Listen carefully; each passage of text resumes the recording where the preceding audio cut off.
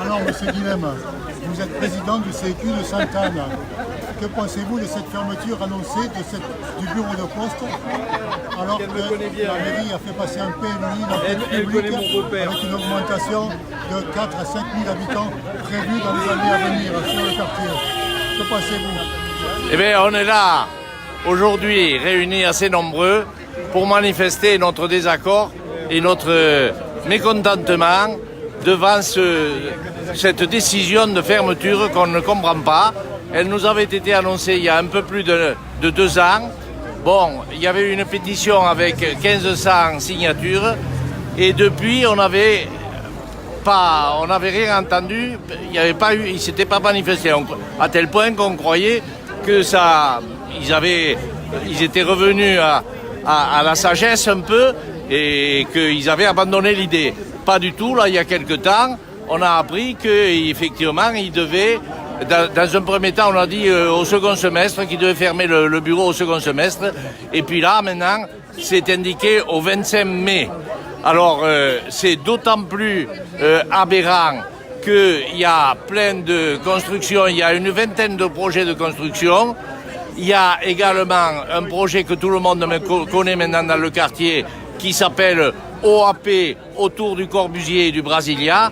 Et l'ensemble va faire qu'il va y avoir un apport de 3 ou 4 000 personnes facilement et que notre quartier va dépasser les 15 000 habitants, ce qui est énorme. Et en plus de ça, on a appris, et ça les syndicalistes peuvent le confirmer, que la norme, c'est un bureau pour 20 000 habitants. Or, le 8e arrondissement fait 80 000 habitants. Donc, avec 4, à la limite, la norme était respectée. Mais si le bureau de Sainte-Anne ferme, elle ne sera plus respectée. En fait, tout ça, c'est aberrant pendant qu'il y a un projet énorme qu'on a qualifié de pharaonique autour du Corbusier avec plus de 1000 logements. Eh bien, voilà, on ferme le bureau de poste. Il y a aucune... C'est inconséquent. Comme j'ai intitulé l'édito de notre journal Le Quartier, où est la logique? Là, vraiment, c'est aberrant. Monsieur le Président, vous avez eu plusieurs réunions avec le CIQ que vous représentez et les élus. Quelle est la position de M. Morène, maire de secteur, maire de 6-8?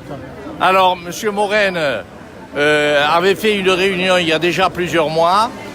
Alors, il avait rencontré plusieurs fois les responsables de la Poste et il avait mis certaines conditions, et notamment la condition qu'il y ait alors les fameux points relais qui s'ouvrent dans le quartier. Alors les points relais, c'est tenu par des commerçants. Sauf que, apparemment, dans le quartier de Sainte-Anne, personne n'a été d'accord pour le faire. Alors, ils nous annoncent 2 points relais, mais en fait, ils ne sont pas à Sainte-Anne. L'un est à Mazargues, au je ne sais plus combien, 693, et l'autre, il est à Saint-Ginier. Alors, ce qui fait parcourir, pour ceux qui n'ont pas de moyens de locomotion ou autre, ce qui fait parcourir une distance de 1 kilomètre et les personnes âgées, etc. Et même, j'ajouterais, même ceux qui ont des moyens de locomotion, quand on sait, comme on le voit dès maintenant, que l'avenue de Mazargues est complètement saturée, et ce n'est pas que exceptionnel, c'est presque tout le temps maintenant. Très bien. Et vous pensez donc que toutes les personnes âgées vont avoir droit peut-être à un petit bus mis à leur disposition par ça, ce serait une bonne idée. Ça, ce serait une bonne idée, mais ça ne fait pas partie des projets. Pour le moment, ils ferment. Ça, c'est une grande initiative. Hein. Ils ont beaucoup d'imagination. Ils ferment les bureaux, mais ils ne proposent pas d'autres choses intéressantes et qui puissent compenser le manque à ce sujet. Et que pensez-vous du rapport de la commissaire enquêteur au sujet du PLUI pour notre quartier, qui était annoncé pour le 5 mai, qui est reporté au 13 mai, voire beaucoup plus loin? Oui, ça prouve qu'ils ont eu beaucoup de réactions et qu'ils ne s'y attendaient peut-être pas, et que bien qu'ils soient nombreux, ils n'arrivent pas à traiter toutes ces demandes. Donc c'est pour ça qu'ils ont reporté, parce qu'ils n'arrivent pas à traiter toutes ces demandes. Il y en a énormément, donc c'est un report. Espérons que ce soit de bon augure pour la suite et que ça les fasse bien réfléchir, toutes ces interventions. Monsieur Guilhem, donc je rappelle que vous êtes le président du CEQ de Sainte-Anne. Merci beaucoup pour cette intervention. La parole maintenant, un délégué syndical du Sud. Oui, donc je remercie tout le monde d'être là, tous les habitants de Sainte-Anne, le CEQ, Madame Palois. Bonjour. Bonjour. Nous sommes là parce que la Poste a décidé de mettre en œuvre sa décision de fermer le bureau de Sainte-Anne, une décision qui avait été prise en 2016. Or, depuis 2016, les choses ont bien changé. Le bureau de poste pourrait, grâce à l'afflux de futurs résidents, le bureau de poste aura plus de flux, plus de trafic, plus de nouveaux clients, puisqu'avec avec les projets immobiliers qui sont en train d'être réalisés, ce sera à peu près 4000 nouveaux résidents sur Sainte-Anne qui vont arriver et qui auront besoin des services postaux, qui auront besoin de services publics. La décision de fermeture là est incompréhensible. Mais que pensez-vous des décisions de la Poste? Il y a quelques années, il y avait 5 agents, plus des services au niveau des finances à la Poste. Petit à petit, la Poste a enlevé et maintenant elle se sert de cet argument en disant qu'il n'y a pratiquement plus personne à la Poste. Ce sont eux qui ont commencé à enlever leurs services. Tout à fait. La Poste, pour justifier cette décision de fermeture, a elle-même organisé la baisse du flux en proposant moins de services, en réduisant la plage horaire, puisque le bureau maintenant n'est plus ouvert que le matin. Donc effectivement, statistiquement, il y a moins de clients qui viennent. Donc c'est sur cette base-là qu'elle justifie la fermeture, mais c'est une fermeture qu'elle a elle-même organisée. C'est certain. Et je vous remercie beaucoup. Merci à vous. La parole à madame. Voilà, donc bonjour. Bonjour, Madame Palois, Marie-Françoise. Je suis élue dans le 4e secteur, c'est-à-dire dans le 6e et 8e arrondissement. Voilà, donc votre présence aujourd'hui c'est pour la défense et garder le bureau de poste dans notre quartier, surtout avec l'annonce d'arrivée de plusieurs milliers d'habitants à l'horizon 2025. C'est ça. Alors, plus généralement, je suis bien entendu la fervente défenderesse des services publics. Pour une bonne et simple raison, c'est que moi j'ai travaillé 43 ans au ministère des Finances. Donc, service public, égalité d'accès du citoyen, de service public de proximité et de pleine compétence, je sais ce que ça veut dire. Et je sais aussi l'utilité pour tout le monde. Qu'on soit riche ou pauvre, là, on est à égalité. Et donc, de voir partir tous ces bureaux de poste, puisque nous, dans le 8e, on a déjà perdu le bureau de poste de Montredon. Et donc, de voir partir tous ces bureaux de poste, pour moi, c'est quelque chose d'inadmissible. D'autant, vous l'avez souligné, qu'on va avoir donc ce fameux village Michelet à quelques encablures. Et ça fait donc plus de 3000 personnes encore. C'est inadmissible. Mais il faut bien voir que notre logique de service public rendu à la population, des missions de service public, c'est-à-dire vraiment l'antithèse du privé, ça c'est une logique que n'ont pas ni le gouvernement, ni le patronat, ni les libéraux. Et donc pour eux, la logique, c'est une logique libérale. Et on le voit aussi bien chez nous en France qu'au niveau de l'Europe. Et tous les services publics qui ont subi la libéralisation, malheureusement, sont tombés dans le panneau que nous avions anticipé et que nous préférons dire attention, mais quand c'est encore ouvert. Malheureusement, aujourd'hui, on voit ce que ça donne aussi. C'est inadmissible. Alors, on parle beaucoup de désertification rurale. Peut-on parler de désertification de ville? Bien sûr, bien entendu, puisque regardez, je crois que c'est le président du comité d'intérêt de quartier qui l'a dit, ici maintenant c'est véritablement un village, mais un gros village. Mais vous savez que pour parler des hôpitaux, c'est pareil, les hôpitaux sud sont malheureusement dans l'œil du cyclone. Hein. On risque de ne plus avoir les hôpitaux sud. Eh bien, on avait considéré que le 8e et le 9e arrondissement étaient à égalité de nombre d'habitants que Grenoble, vous vous rendez compte? Oui. Voilà. Alors pour nous, on dit toujours Marseille a 111 quartiers, c'est formidable et tout. Ce sont des noyaux villageois. Eh bien pour nous, c'est un noyau villageois. Et tant qu'il dit noyau villageois, il faut les services publics de proximité et avec tous les agents que nous avons, il n'y a pas de problème. Sauf que là, c'est une attaque contre les usagers. Excusez-moi, je suis de la vieille France, moi. Usagers, non pas clients. C'est contre les usagers et c'est contre les salariés de ce service public. Alors non, 3 fois non. On est pour autre chose, nous, et pour justement un meilleur service public avec les moyens, avec les agents de pleines compétences qui puissent assumer leur rôle auprès de la population. Merci pour votre intervention et votre présence pour défendre les intérêts de tous les habitants de Sainte-Anne et d'autres quartiers. Merci Je serai beaucoup. toujours là. La commission départementale des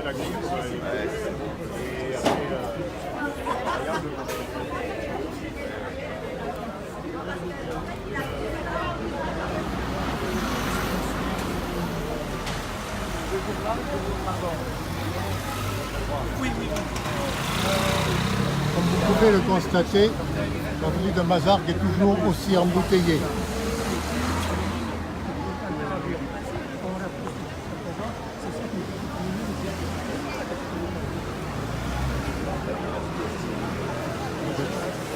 Merci, comme d'hab.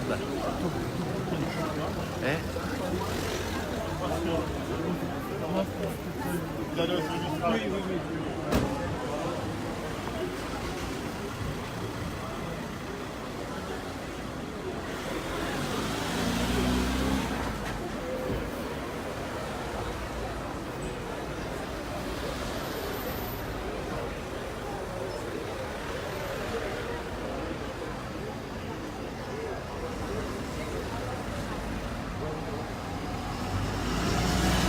Alors, je vous rappelle que nous sommes le samedi 11 mai 2019 et qu'une partie des habitants du quartier de Sainte-Anne sont réunis ce matin pour montrer leur désapprobation au sujet de la fermeture définitive du seul bureau de poste de Sainte-Anne pour près de 15 000 habitants, avec une annonce à travers le PLUI d'une arrivée probable de 4 à 5 000 habitants dans les 5 à 10 ans à venir.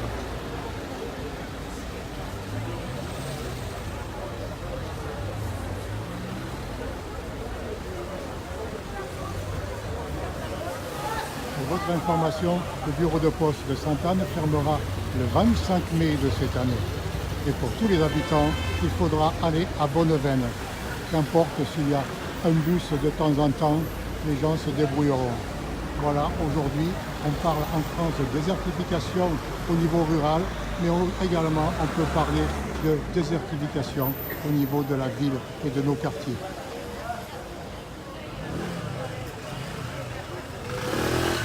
Il est encore temps de venir, nous vous attendons tous avenue de Mazargues devant le bureau de poste de Sainte-Anne. Merci de votre attention et de relayer ce message. Ils sont là, hein? Voilà.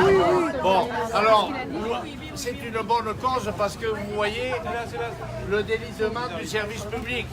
Vous voyez un peu, hein? Comme quelqu'un me le rappelait là tout à l'heure, le bureau SNCF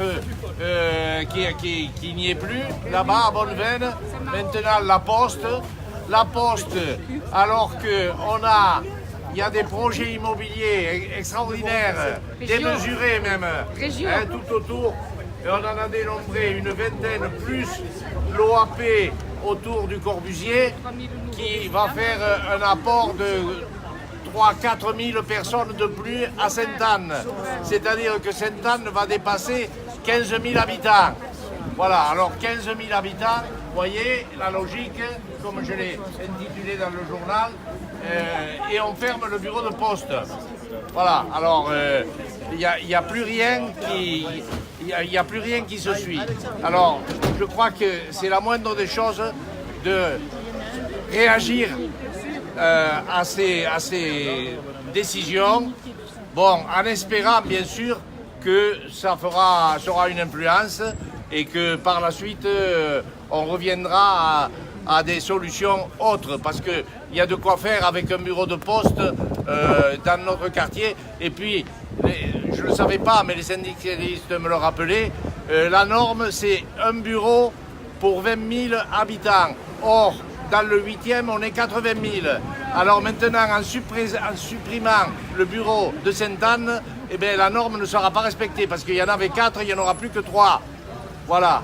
Alors, mais tout est illogique, il n'y a rien de sensé là-dedans. Voilà, alors si on peut contribuer à faire prendre conscience de ces aberrations, eh bien, voilà, vous aurez été utile et nous aurons été utiles à quelque chose. Voilà, je vous remercie encore et puis voilà, il faut se mobiliser pour les bonnes causes. Bravo. Oui, vous êtes journaliste à la Provence. Ah, voilà. Je désespérais de vous voir. Ah, ne vous inquiétez pas. Voilà. Du coup, c'est vous la personne à qui je peux m'adresser. C'est moi. Alors regardez, je vous enregistre pour rien manquer de ce que vous dites. Oui, mais je viens de parler là, je ne vais pas recommencer là. Hein. Alors il n'y aura pas d'article. Vous avez toute la vidéo en direct depuis ce matin. Bon, non, mais alors, je vais le reprendre sous une autre forme. Je voulais remercier tout le monde. Je voulais remercier tout le monde. En premier lieu, Marie-Françoise Palois, qui est conseillère municipale à la mairie 6-8. Monsieur Aldebert, qui a pris contact avec nous et qui est venu à notre dernière réunion du conseil d'administration. Et c'est comme ça qu'on a décidé aujourd'hui, et c'était lundi dernier, ça faisait très court, c'était lundi dernier, on a décidé de faire un sitting devant la Poste aujourd'hui à 10h. Alors pourquoi juste je vous pose quelques questions. Donc pourquoi vous êtes là aujourd'hui? Pourquoi vous avez décidé de faire ce sitting-là devant la Poste de Sainte-Anne? Expliquez-moi. Oui, parce que ce bureau de poste, vous voyez, qui est très bien là, placé en plein centre du quartier, eh bien, il va fermer. Et alors, il va fermer, ça fait 2 ans qu'on nous l'a dit, et puis il n'y avait plus rien qui s'était passé. Je demandais aux employés chaque fois que je venais, ils m'ont dit non, on n'a pas d'informations. Alors, pas de bonnes nouvelles, sauf qu'il y a peu de temps, eh bien, on nous a dit il va fermer au cours du second semestre de 2019. Et puis, c'est même pas le second semestre, c'est le 25 mai. Ça y est, maintenant, c'est affiché. Le 25 mai, voilà. Voilà. Et donc, en peu de temps, on s'est mobilisé pour manifester, pour dire notre mécontentement, notre désaccord avec des décisions semblables, qui sont aberrantes. Et c'est une autre fois un coup porté au service public, et bien entendu. Hein, et il y en a beaucoup d'autres coups qui sont portés. Hein.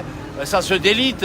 Alors, il y a eu le grand débat, ça a été évoqué, cette chose-là. Alors, il serait temps maintenant qu'on arrête dans ce sens-là, qu'on retrouve, moi ce que je dis souvent, le bon sens. Qu'on aille dans le bon sens. Mais là, c'est pas dans le bon sens. D'accord. Voilà. Pourquoi c'est important pour vous que ce bureau reste ouvert? Expliquez-moi. Eh bien, on a actuellement, à Sainte-Anne, il y a 12 000 habitants. Oui. Bon, avec les projets de construction qui sont en cours, j'en ai parlé tout à l'heure, tout le monde les connaît, eh bien, on va arriver à plus de 15 000, c'est sûr. Peut-être à 16 ou 17 000. Vous voyez, et pendant ce temps, alors, mais ça, quand ils l'ont décidé, la Poste, la direction, ils ne le savaient pas, bien entendu. Mais voilà, une incompréhension entre les décisions qui viennent d'en haut, national, et le local, parce que pendant ce temps, donc, il y avait ces projets qui sont sortis. Et malgré tout, donc, sans connaître ces projets, les directions de la Poste ont décidé de fermer les bureaux. Le bureau n'est pas les seuls.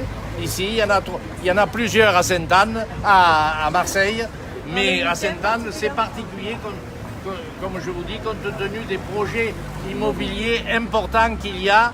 Ils sont une vingtaine, plus le fameux OAP autour du Corbusier, que tout le monde maintenant connaît, qui est prévu pour 1000 logements. Voilà, avec des tours de 54 mètres, 3 tours autour du Corbusier. Bon, ça, on espère que ce ne sera pas réalisé, quand même que le bon sens finira par l'emporter, 3 tours autour du Corbusier, alors que c'est vraiment une aberration complète.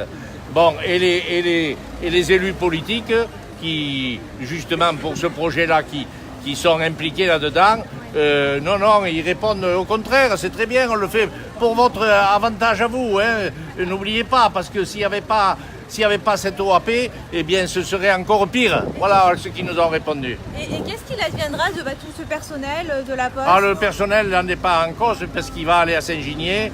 Il va être. Non, il n'y a pas de licenciement, mais enfin, voilà. C'est pour. Les emplois seront supprimés. Alors, les emplois seront supprimés, les personnes ne perdront pas. Mais s'il y avait 10 personnes qui travaillaient entre Saint-Ginier et Sainte-Anne, il n'y en aura plus que 8. Alors, le distributeur automatique voilà. de billets va disparaître. Et ce qu'il faut savoir quand même, c'est que la Poste, il y a un grand projet qui arrive, qui s'appelle avec la fusion avec la CNP, et c'est ça qui fait qu'aujourd'hui, il y a une accélération des fermetures de bureaux. Et on n'est qu'au début de la vague, puisqu'il reste 180 bureaux dans le département, et il faut arriver à 100. Voilà. Elle est nationale sur le principe de supprimer effectivement des bureaux de poste, puis après elle est régionale en fonction de critères qu'ils ont.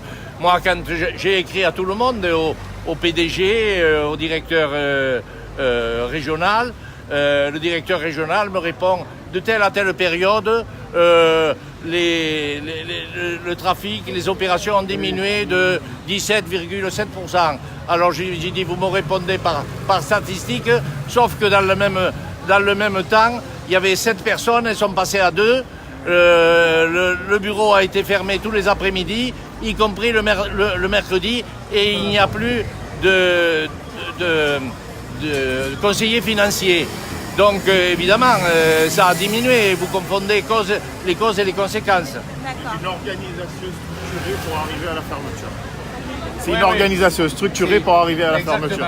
C'est ce qui se passe de partout. C'est prévu pour ça. Comme on dit, quand on veut tuer son chien, on dit qu'il a la rage. Ben là, on organise. Si le bureau, quand vous arrivez, il est fermé alors qu'il devait être ouvert, ben la fois d'après, vous allez trouver d'autres dispositions, vous allez ailleurs. Une poste, c'est important dans un quartier. Ah ben oui, c'est important, bien sûr.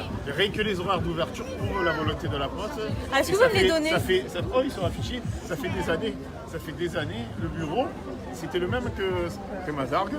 Eh ben, on a réduit les horaires, on a fermé les après-midi. Et petit à petit... Quoi, 2 ans? En plus, ça fait 4-5 ans que c'est un grand programme. C'est programmé, voilà. Il faut savoir, en France, on est arrivé, aujourd'hui, il reste 6700 bureaux de plein exercice. Légalement, la Poste doit avoir 17 000 bureaux. Alors bureau, ça veut dire point de contact dans la loi. Le département des Bouches-du-Rhône est le département qui a le plus fort taux de bureaux de poste en présence, 87%. Ça veut donc dire qu'on est en retard par rapport à la norme nationale. Si on compare avec le Rhône, qui est à peu près notre équivalent, ils sont à 67% de présence en bureau de poste. Nous, pour arriver à la norme qui a été dite tout à l'heure, un bureau pour 20 000 habitants, un bureau pour 20 000 habitants, ça voudrait dire qu'à terme, il y a 100 bureaux de poste dans le département, il y en a 180. Donc pour être dans la norme dans le département pour la Poste, il faut arriver à fermer 80 bureaux de poste. Donc, concrètement, quand on va à la Poste, il y a toujours du monde, c'est hein, il y a on est toujours d'accord? du monde, mais la question du monde n'est pas la seule, c'est la question d'accessibilité à tout un chacun. Oui, bien sûr. Parce qu'un bureau de poste, la Poste est devenue une société anonyme, mais la Poste a des missions de service public. Ah oui. Et les missions de service public, c'est aussi rendre service à une population qui n'est pas spécialement mobile et lui donner les possibilités de pouvoir faire toutes ces opérations pas très loin de leur domicile. Et il est quand même aberrant aujourd'hui où, à la fin du grand débat, on dit on ne ferme plus un hôpital, on ne ferme plus une école. La Poste, elle n'a rien à fiche, elle continue à fermer les bureaux de poste. Et même pire, elle accélère parce qu'il y a des grands projets qui arrivent. Et pour être prêt dans ces grands projets, on est obligé d'accélérer maintenant. Et c'est pour ça que la fermeture qui était plus ou moins à étudier en fin d'année, voire même un peu plus tard, le temps de trouver un commerçant là, parce que normalement ils sont obligés de trouver un commerçant pour pouvoir fermer. Là ils ont trouvé personne, ils ferment parce qu'ils ont décidé. Et qu'est-ce qu'il y aura à la place? Parce que là le 25 mai, on ne le sait pas. Non mais ça, le 25 mai, c'est pas. Il y a la Poste, les locaux sont gérés par une filiale de la Poste avec lequel qui est relativement opaque et qui ne dit pas exactement les projets. Donc je suis même pas en mesure de vous dire parce que la Poste loue à sa filiale les locaux. Et la filiale qui s'appelle Postimo, elle est ou propriétaire ou elle est elle-même locatrice à la mairie ou à un particulier privé. Donc le bail, s'il est fini, ben, il se peut que ce soit juste une histoire de bail, que le bail arrive à échéance et qu'ils arrêtent. Vous pouvez me rappeler ce que vous m'avez dit sur les employés, donc qui seront transférés Alors, à... les employés, Parce que ça, c'est important. la quand même. Poste, elle regarde le niveau d'emploi tous les 2 ans en fonction du flux et du nombre de personnes qui viennent dans les bureaux de poste. Donc quand le bureau de poste va fermer, le flux va diminuer, donc les emplois vont être supprimés. Donc ça veut dire que ça ne va pas être immédiat à l'instant T, ça va pas être immédiat, Parce qu'ils mais sont trop nombreux. voilà, là, ils sont 2,5 à travailler là. Les 2,5 vont aller travailler à Saint-Ginier. Quant à Saint-Ginier, ils vont aller calculer le niveau d'emploi. Il y aura Vu qu'ici trop ça de n'existe personnel. plus, on ne comptera pas le flux d'ici, il n'y aura que le flux de Saint-Ginier. Et les 2,5, ben, bien évidemment, ils sauteront à ce moment-là. Alors ça se fait en détente plusieurs fois. Et comme entre-temps, la pyramide des âges à la Poste fait qu'il y a beaucoup de départs en retraite, la personne qui part en retraite n'est pas remplacée. Et ça se fait comme ça, relativement naturellement. Et s'il y a quelqu'un qui est en trop, ben, au lieu de travailler à Saint-Ginier, ils lui proposeront des postes. Ben, peut-être à Bonneveine, peut-être à Castellane, à Canebière ou à Saint-Loup. Voilà. D'accord. Et donc du coup là pour les habitants, le plus près ce sera Saint-Ginier. Il faudra prendre la voiture un peu. Le plus près, ça sera Saint-Ginier qui dépendra de Saint-Ginier. Le plus près, à mon avis, c'est quand même Bonneveine. Bonneveine, À pied on peut s'y rendre. Oui, oui. ici À pied, oui, mais après, moi, à mon âge, ça va, mais quand on est une personne âgée, c'est beaucoup plus compliqué. D'accord, c'est bien de le Voilà, dire. parce que le découpage que la Poste fait, c'est un découpage interne et qui ne tient pas compte des us et coutumes et Bien pratiques sûr, des bien habitants. sûr, Parce que évidemment. quand on habite à Sainte-Anne, Saint-Ginier, c'est pas le bassin versant naturel de la population. Le bassin versant, c'est plutôt, à la rigueur, ou Mozargues ou Bonneveine, mais pas du tout Saint-Ginier. Mais ça, la Poste, elle en a à peu près rien à faire. Je voudrais juste ajouter qu'en ce qui concerne les services publics, la Poste, moi je considère que c'est le premier des services publics par rapport à l'ensemble. Parce que on parlait de la SNCF, du bureau de la SNCF. Bon, on ne prend pas le train tous les jours. Par contre, la Poste, c'est si ce n'est tous les jours, et notamment pour les commerçants, mais c'est au moins une fois par semaine pour tout le monde, ou presque. Voilà, Il y a l'hôpital de Sainte-Marguerite aussi, là. On se bat beaucoup pour l'hôpital de Ouais. Sainte-Marguerite. il y a de tout. Ouais, ça, c'en est un autre. Juste votre nom, votre prénom. Monsieur Berenguer Frédéric. Vous pouvez m'appeler Berengier. votre fonction. Je suis secrétaire départemental de la CGT Poste. D'autres choses à ajouter sur ce point, Ouais. sur la Poste Ouais, il y en a tellement à dire. Le seul vrai souci, c'est que la Poste, comme ça a été dit, tout le monde pense que c'est un service public, alors que c'est une société anonyme et elle cherche une seule chose, c'est être rentable. Et la rentabilité, ça passe par les suppressions d'emplois et les fermetures de sites. Et c'est le plus gros levier. Et c'est pour ça qu'aujourd'hui, ça se passe comme ça, que malheureusement, on vient fermer des bureaux de poste, alors que c'est un non-sens sur la péréquation et sur l'utilité même voilà. de la Poste. Et du coup, là Transformation. Il dit que c'est la transformation, ce n'est pas une, c'est suppression du bureau. Oui, alors normalement, légalement, la Poste ne peut pas supprimer un bureau, doit faire des transformations. Mais là, aujourd'hui, on voit que là, ça va être une suppression pure et dure, puisqu'il n'y a pas de création de relais une Poste. suppression de quoi? Une suppression Parce de que bureau voilà, parce que la Poste, elle joue sur les mots. Elle dit qu'elle ne supprime pas un bureau, elle transforme un bureau de poste en point de contact. Là, dans ce cas-ci, là, Ouais. c'est une suppression sèche. Parce que ce ne sera pas un point de contact. Parce qu'ils n'ont pas trouvé un commerçant pour prendre Voilà. l'activité. Alors je rajoute que si, ils en ont trouvé deux, sauf que c'est pas à Sainte-Anne. Il y en a un qui est à Mazargues, au 693 avenue de Mazargues, et il y en a un autre qui est à l'orée de Sainte-Anne, mais c'est Saint-Ginier. Donc voilà, il n'y en a pas à Sainte-Anne. Ouais. Et je suis intervenu récemment auprès de maire parce que c'est lui qui avait fixé la norme. Il avait dit on ne ferme pas de bureau tant qu'il n'y a pas de relais qui prennent le relais, c'est le cas de le dire. Eh bien, si, puisque là, ils ne respectent pas leurs normes, étant donné que l'un est à Mazargues, l'autre est à Saint-Ginier, et il n'y en a pas à Sainte-Anne, parce que je pense qu'ils n'ont pas voulu, certains. Moi, je pensais à Casino ou autre, au Leader Price, je crois qu'ils n'ont pas voulu. D'accord. D'autres choses à ajouter sur la Poste c'est Avant pas que j'oublie. Aujourd'hui, donc journée mobilisée, vous restez là quoi, à la matinée? Bon, on reste la matinée pour sensibiliser La matinée. population. Après, comment ça se passe? Est-ce que vous allez continuer à vous battre Après, je pense compliqué? qu'il y aura des interpellations où il faut continuer à écrire au préfet D'accord. et expliquer qu'il y a quand même un moratoire sur les services publics et les fermetures des services publics. Et je pense qu'un courrier des CIQ, Voilà. appuyé par les syndicats, demandant la non-fermeture du bureau, du fait que, à la suite du grand dialogue, c'est quand même aberrant, mais là je pèse mes mots, qu'on puisse fermer un bureau de poste alors qu'on annonce qu'on veut remettre les services publics un peu de partout. Pour la suite, on va se servir de la manifestation, de vous, de vos articles aussi, parce que comme ça, on les transmet et ça nous fait évidemment un argument pour continuer à défendre ce que nous défendons. Bien sûr. Et du coup, d'autres choses sur la Poste, sur...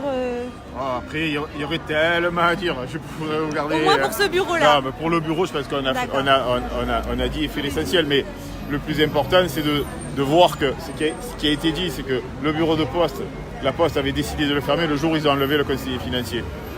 Parce que le conseiller financier, c'est le nerf de la guerre, puisque c'est là où il y a les marges les plus importantes se font par rapport à ça. Et à partir du moment où il n'y a plus de conseiller financier, tous les bureaux de poste sans conseiller financier sont en danger. Clairement. Voilà. Très bien. Super, merci beaucoup. Dites-moi. La conseillère municipale. Oui, bonjour. Oui.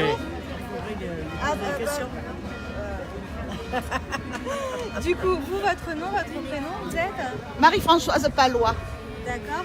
Vous êtes donc conseillère municipale à la mairie Du 6-8. Alors dites-moi, qu'est-ce que vous pensez, vous, à votre titre, de la fermeture de ce bureau de poste? Eh oui, alors ce que je ne pense pas du bon, bien entendu, comme tous les services publics de proximité qui foutent le camp. En gros, on est dans une logique libérale et malheureusement, l'Europe n'a pas changé depuis des décennies et continue à imposer sa logique, sa politique libérale, surtout et avant tout sur les services publics. Donc c'est une attaque frontale des services publics de proximité, de pleine compétence, avec des personnels qui sont qualifiés, qui connaissent leur boulot. Et plus concrètement, c'est ça, pour la population, c'est un handicap de ne plus avoir de bureau de poste à proximité. Je vais vous donner un exemple que je connais bien, c'est Montredon. Montredon, il y avait la même chose, un bureau de poste qui a fermé.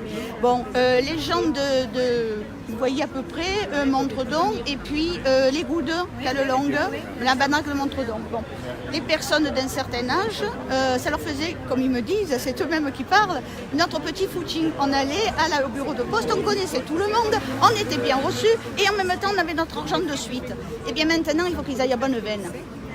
Alors, compte tenu du fait qu'on se bat aussi pour avoir des transports collectifs à la hauteur du nombre de la population marseillaise, vous voyez un peu maintenant pour aller jusqu'à Bonneveine, et bien pour avoir de l'argent, ne serait-ce que de l'argent, ils ne peuvent plus. Donc ils attendent leur bus, etc. Et le 19, aïe aïe aïe. Voilà un petit peu. C'est tout à fait la désertification que malheureusement vivent nos amis, nos compatriotes qui sont à la campagne. Mais en ville aussi. Voilà. Mais nous, en ville maintenant, c'est la même chose. Oui. Vous avez un projet qui va avoir lieu, un bon projet immobilier. On ne parle jamais dans ces projets, jamais une fois, et ça fait 19 ans que je suis élue, jamais une fois on parle d'équipement public. Non. Au contraire, moi depuis que je suis élue dans ces quartiers du 8e arrondissement et le 6e c'est pareil, je ne vois que malheureusement des bureaux qui ferment. La caisse de la sécurité sociale, la SNCF, le machin et tout. Et en plus, vous avez des suppressions d'emplois, des suppressions de classes dans les écoles. Oui. Donc vous vous retrouvez, alors madame a parlé aussi de l'hôpital, vous voyez un peu, finalement on fait le tour des services publics et vous n'avez plus votre compte. Hein. Alors que normalement le service public il est là pour générer au contraire pour les petits commerçants de la plus-value et pour les habitants, les riverains, un service de proximité. Donc c'est gagnant-gagnant pour tout le monde. Et au lieu de ça, on nous file les politiques européennes et donc on nous file la logique libérale et voilà où on en est. Et on se rend compte que la libéralisation, oui, la SNCF, EDF, tout est pris de plein fouet. Voilà. Adieu les emplois publics et adieu le service public. Pour l'hôpital.